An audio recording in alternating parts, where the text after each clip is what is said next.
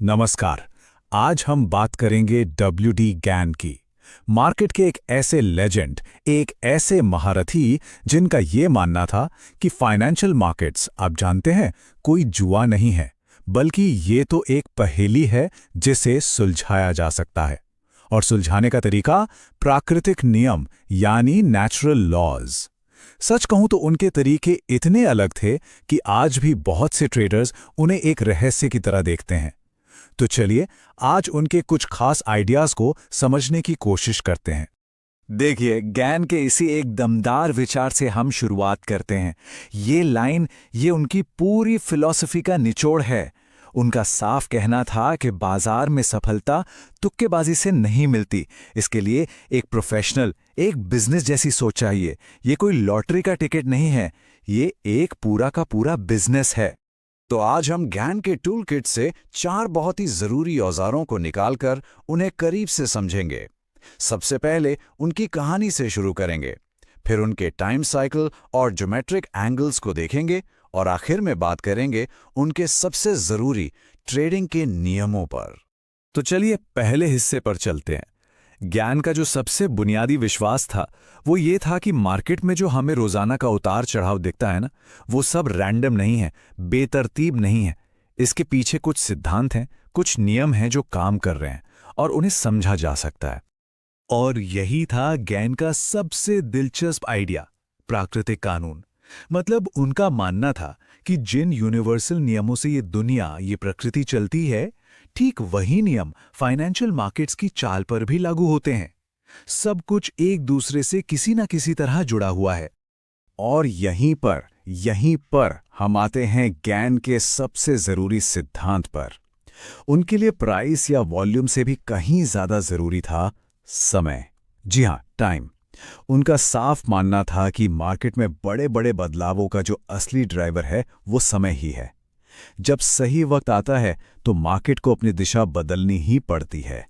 तो ज्ञान के टूल किट में पहला औजार है टाइम साइकिल का कॉन्सेप्ट। उनका विश्वास था कि मार्केट में इतिहास अपने आप को दोहराता है और ये जो दोहराव है ये कुछ खास टाइम साइकिल्स में होता है। वैसे तो ज्ञान ने कई टाइम साइकिल्स की पहचान की, लेकिन ये 3 सबसे खास थे। 5 साल का चक्र, 10 साल का चक्र और हाँ, 20 साल का चक्र, जिसे वो सबसे ज्यादा महत्वपूर्ण मानते थे। उन्होंने देखा कि बाजार की चाल इन्हीं तय समय के अंतरालों में आगे बढ़ती है, जैसे कोई एक तय धुन पर चल रही हो। अब जरा 5 साल के साइकिल को करीब से देखते हैं। ज्ञान के हिसाब से एक बुल मार्केट अक्सर 2 साल की तेजी, फिर 1 साल की मंदी और फिर से 2 साल की तेजी के पैटर्न को फॉलो करता है। और ठीक इसी तरह एक बेयर मार्केट 2 साल नीचे, 1 साल ऊपर और फिर 2 साल नीचे के पैटर्न में चलता है। ये बाजार की एक लय थी जिससे वो पहचानते थे। चलिए अब उनके अगले टूल को समझते हैं, जिसे कहते हैं गैन एंडल्स। गैन ने सिर्फ टाइम साइकिल पर ही काम नहीं किया, बल्कि उन्होंने प्राइस मूवमेंट और बीते हुए समय के बीच के रिश्ते को ट्रैक करने के लिए एक विजुअल तरीका भी बनाया। उनके इस ज्योमेट्रिक चार्टिंग का जो आधार था वो था 45 डिग्री का एंगल। ये एक परफेक्ट बैलेंस दिखाता है जहां मार्केट प्राइस की 1 यूनिट प्रति टाइम की 1 यूनिट के हिसाब से बढ़ या घट रहा है। उनके लिए ये सबसे जरूरी ट्रेंड लाइन थी। ये देखिए, ये ज्ञान का अपना डायग्राम है जो दिखाता है कि ये सिस्टम कैसे काम करता है। जो 45 डिग्री की मेन ट्रेंड लाइन है, उसके मुकाबले अलग अलग एंगल्स या तो तेज मार्केट दिखाते हैं या फिर धीमा मार्केट। जैसे 1x2 एंगल का मतलब है कि मार्केट समय की 2 यूनिट्स में प्राइस की 1 यूनिट चल रहा है, यानी एक स्लो ट्रेंड। और यहाँ ये बहुत ही शानदार तरीके से दिखाया गया है कि कैसे इन थ्योरेटिकल एंगल्स को एक असली चार्ट पर लगाया जाता है। ये लाइंस आप देख सकते हैं सपोर्ट और रेजिस्टेंस की तरह काम करती हैं, और जब भी प्राइस एक एंगल को तोड़ता है तो ये एक सिग्नल होता है कि बाजार के मौजूदा ट्रेंड में कोई बदलाव आ रहा है।